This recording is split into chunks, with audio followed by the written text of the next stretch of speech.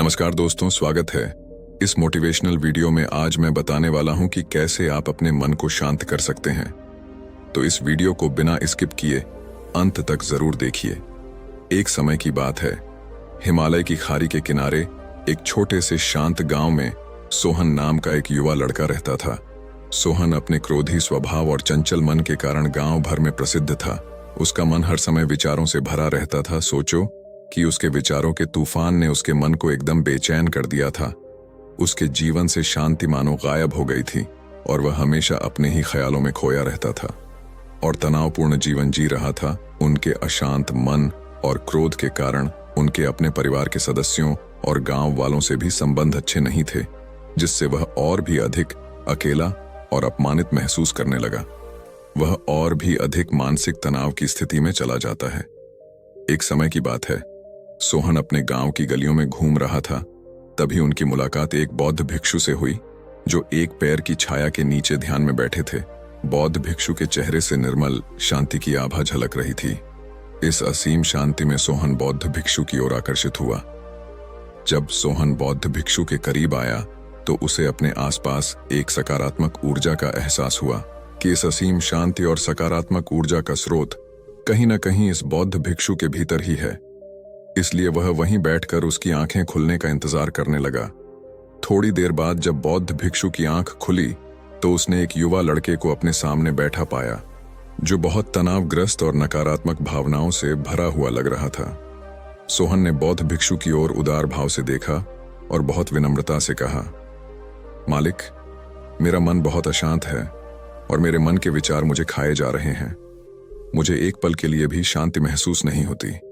क्या आप मुझे सिखा सकते हैं कि मैं अपने अशांत मन को कैसे शांत करूं? बौद्ध भिक्षु ने सोहन की पीड़ा को समझते हुए करुण दृष्टि से देखा और कहा, मेरे प्यारे बच्चे, मैं तुम्हें एक कहानी सुनाना चाहता हूं। इस कहानी में मानसिक शांति और खुशी के रहस्य छिपे हैं। क्या आप कहानी सुनना चाहेंगे? सोहन ने हाँ में सिर हिलाया और पूरी एकाग्रता से कहानी सुनने को तैयार हो गया। उनके अंदर जिज्ञासा चरम पर थी। वो कहानी सुनने को बेताब था। बहुत समय पहले की बात है, एक नगर में शक्ति नाम का एक आदमी रहता था। शक्ति बेहद महत्वाकांक्षी व्यक्ति थे और उन्हें हर काम में लोगों से मदद की जरूरत पड़ती थी। यदि उसे किसी से असफलता और बुराई सुनने को मिलती थी तो वह गहरी चिंता और तनाव में चला जाता था। उनका मानना था कि सफलता और भौतिक शक्तियां वांछित खुशी देंगी, लेकिन वह जितना सफलता और प्रशंसा के पीछे भागता था उतना ही मानसिक तनाव में डूबता जाता था। लेकिन अचानक शक्ति का सामना उस समय के मशहूर बौद्ध भिक्षु से हो गया, जिसका नाम महाकौशल था। महाकौशल अपने शिष्यों को ध्यान की शिक्षा देते थे और वह स्वयं एक बहुत ही ध्यानमग्न और प्रबुद्ध व्यक्ति थे। महाकौशल की अद्भुत एकाग्रता से प्रभावित शक्ति ने उनसे अपने भटकते मन को शांत करने का उपाय जानना चाहा। शक्ति ने कहा कि महंत मैं हमेशा सफलता के पीछे भागता हूं और लगातार अधिक हासिल करने की कोशिश करते हो, फिर भी मुझे कोई क्षणिक संतुष्टि या आत्मसंतुष्टि नहीं मिलती। इस निरंतर बेचैनी के बीच मैं शांति कैसे पा सकता हूं? बौद्ध भिक्षु ने करुण दृष्टि से उसकी ओर देखा और उत्तर दिया, आपका मन एक अशांत नदी की तरह है जो हमेशा बहती रहती है। आप कभी भी शांत नहीं रह सकते।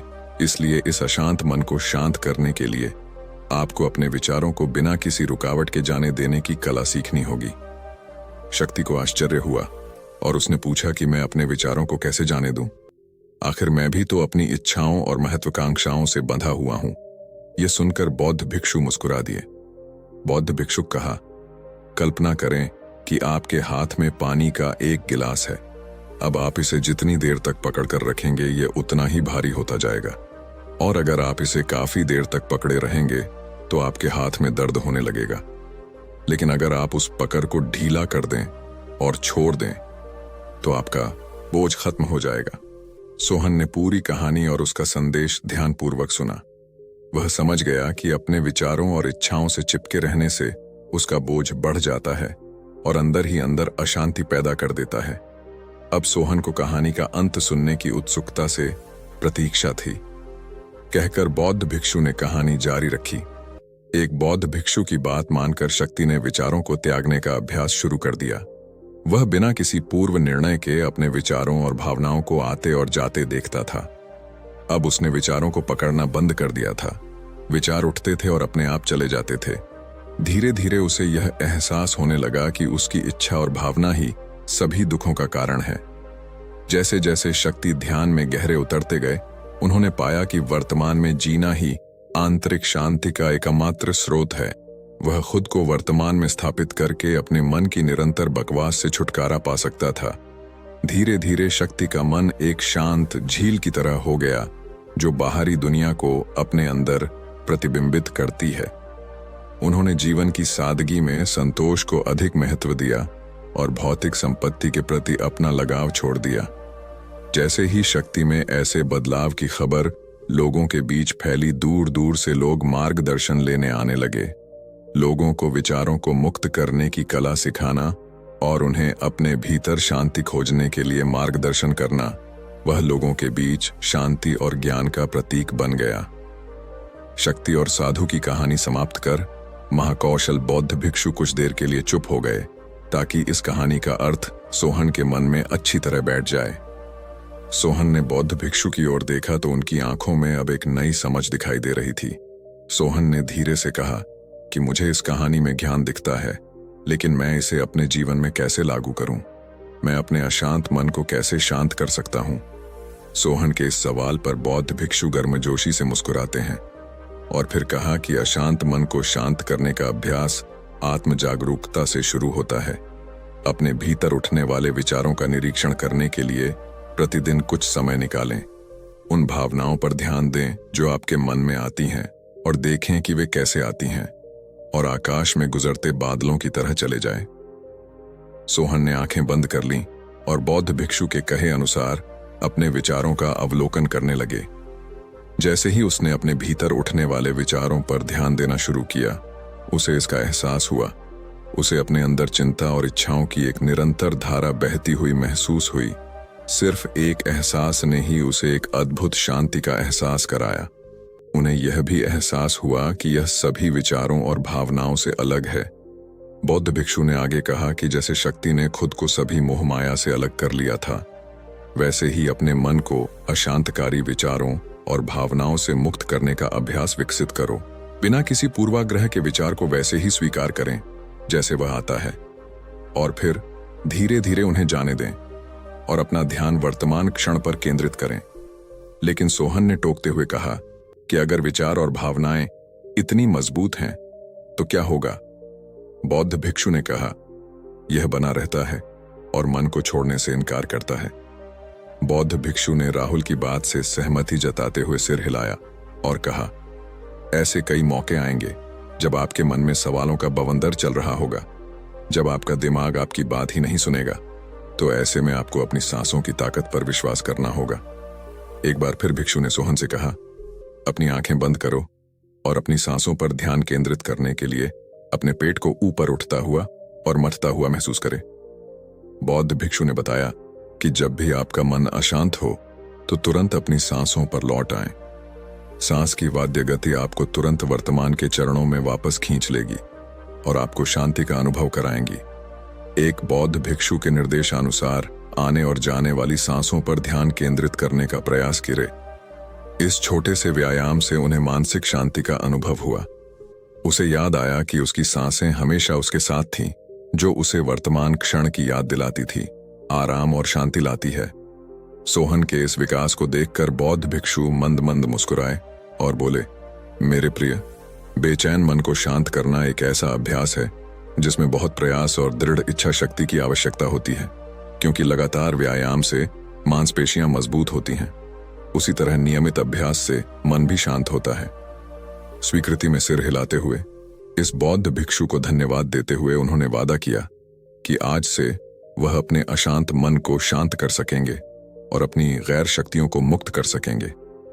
बौद्ध भिक्षु ने राहुल के कंधे पर हाथ रखकर कहा, मुझे आपकी क्षमता पर बहुत भरोसा है और आपको जल्द ही आंतरिक शांति मिलेगी।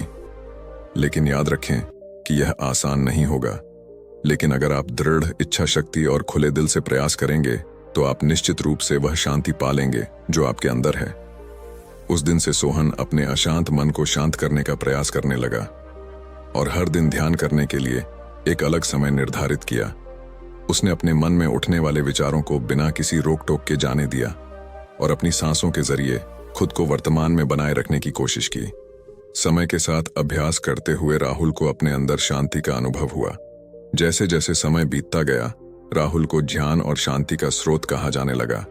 जैसे जैसे समय बीतता गया, भरत को ध्यान और शांति का स्रोत कहा जाने लगा।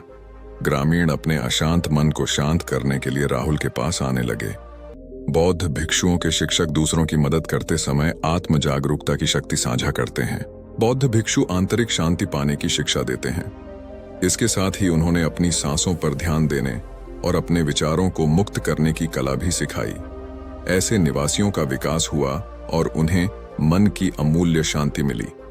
बौद्ध भिक्षु की शिक्षाओं और राहुल द्वारा संचालित अभ्यास के माध्यम से विचारों को त्यागने और वर्तमान में जीने की कला दूर दूर तक फैल गई। उन्होंने कई लोगों की जिंदगी बदल दी और जैसे जैसे समय बीतता गया, उनकी जिंदगी और भी बदलती गई। सोहन का शांत प्रभाव उसके गांव की सीमाओं से परे तक फैला हुआ था। आसपास के गांवों और शहरों से लोग राहुल के परिवर्तन की कहानी सुनते थे, उनसे सलाह लेने आते हैं। मन के बोझ तले दबे लोगों के लिए सोहन आशा की किरण बन गया। सोहन की शिक्षाएं केवल ध्यान और प्रवचन तक ही सीमित नहीं थीं, बल्कि वह रोजमर्रा के काम जागरूकता के साथ करने पर ज्यादा जोर देते थे। वह लोगों को अपनी भावनाओं के प्रति जागरूक रहने की याद दिलाते थे। इस कहानी से हम यही सीखते हैं कि इस बात पर ध्यान दें कि आप दिन भर में क्या करते हैं और अपने आसपास होने वाली घटनाओं पर आप कैसे प्रतिक्रिया करते हैं। हर काम पूरी जागरूकता के साथ करें। जब आप खाएं तो प्रत्येक टुकड़े के स्वाद का आनंद लें। जब आप सूरज की रोशनी के सामने खड़े होते हैं तो उसकी गर्मी महसूस करें। लोग क्या कहते हैं उसे ध्यान से सुनें और समझें। छोटे छोटे बदलावों से लोगों के जीवन में चमत्कारिक परिवर्तन आते हैं। सोहन की शिक्षाओं से लोगों ने सीखा कि जीवन का आनंद वर्तमान में जीने में है। तो दोस्तों, आपका कीमती समय देने के लिए बहुत बहुत धन्यवाद। चैनल पे नए हैं तो चैनल को सब्सक्राइब जरूर कर लें ताकि जब भी कोई वीडियो आए तो आपके पास सूचना जाए।